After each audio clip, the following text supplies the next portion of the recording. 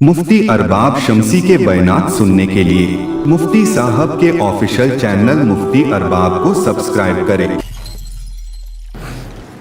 आज का पहला सवाल है, मगरिब की नमाज में अगर तीसरी रकात मिले तो तीनों रकातें कैसे पूरी करें? अगर मगरिब की 2 रकातें हो गई और तीसरी रकात में इमाम साहब के साथ आप शरीक हुए, अगर आप रुकू में शामिल हो गए तो आप 1 रकात इमाम साहब के साथ बैठेंगे, फिर आपकी 1 रकात हो गई, फिर दूसरी रकात आप एक और पढ़ेंगे, फिर बैठ जाएंगे, तो 2 रकातें आपकी हो गई।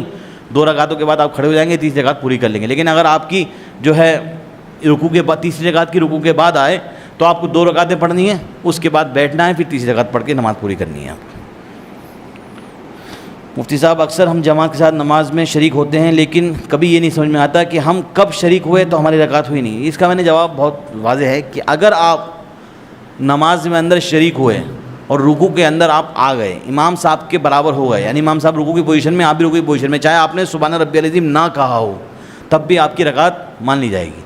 लेकिन अगर आप जैसे ही शामिल हुए, आपने इमाम को 1 लम्हे के लिए, यानी कि 1 घड़ी के लिए भी नहीं पाया, और इतनी देर में इमाम साहब ने तकबीर करी समी अल्लाहु लिमन हमीदा, तो रकात नहीं होगी। अगर लेकिन आप 1 सेकंड के लिए भी इमाम के साथ ये 1-2, अगर आप लम्हे की ताबीर करें तो 2 सेकंड मान लीजिए, 2 सेकंड के लिए अगर आप इमाम के साथ हो गए, अगर इससे फास्ट इमाम है तो मैं नहीं कह सकता, लेकिन इससे फास्ट इमाम मिलेगा नहीं आपको, कि 2 सेकंड तो आप इंशाल्लाह पा ही लेंगे रुकू की हालत में। अगर 2 सेकंड के लिए आपने पा लिया किसी इमाम को और आपकी भी कमर सीधी हो गई, उनकी भी कमर सीधी हो गई रुकू की पोजीशन में, तो आपकी रकात हो जाएगी।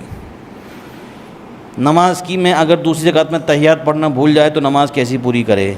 देखिए, इमाम साहब के पीछे अगर कोई जानबूझकर तहियात छोड़ता है तो ये मकरूह तहरीमी है, ऐसा नहीं करना चाहिए।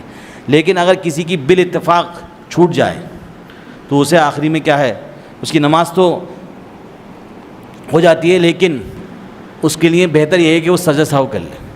यानी अगर किसी ने दूसरी रकात में अत्तहियात छोड़ दी, पढ़ी नहीं, अत्तहियात की मिक़दार में बैठना क्या है, फ़र्ज़ है, लेकिन अत्तहियात पढ़ना फ़र्ज़ में से नहीं, तो अत्तहियात अगर नहीं पढ़ी आपने, पढ़नी चाहिए। नहीं याद है तो भाई याद करनी चाहिए। अगर ये भी याद नहीं है तो ज़िंदगी बिल्कुल बेकार है, दीन के लिए इतने भी कुर्बानी दे सकते तो बेकार है, काबिल लानत है ज़िंदगी। तो अत्तहियात पढ़ना चाहिए, लेकिन अगर किसी की छूट जाए तो नमाज़ तो हो जाती है, लेकिन अगर कोई सजदा सहव कर ले तो इसमें भी कोई हर्ज की बात नहीं है।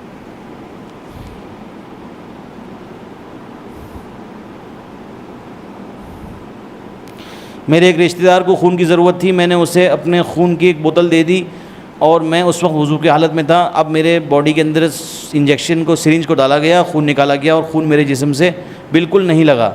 सवाल ये है कि उस सूरत में खून देने से मेरा जी हाँ टूट गया वज़ू, आपको दोहराना पड़ेगा। खून के देने से आपका वज़ू टूट गया, क्योंकि खून आपके जिस्म से बाहर आ गया। मसला ये है कि खरज, यानी कि खून का निकलना, अब चाहे खून सिरिंज से निकला हो, चाहे खून किसी चीज़ से निकला हो, चाहे बहा हो नहीं बहा हो, बाहर निकल लिया तो आपका वज़ू टूट जाएगा।